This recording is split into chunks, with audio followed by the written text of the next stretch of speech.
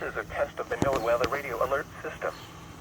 During hazardous weather and emergency situations, the alert tones which were just broadcast will automatically activate special receivers to alert you of impending hazards. This test is normally conducted weekly around 11 a.m. If hazardous weather is imminent or occurring, the test may be canceled.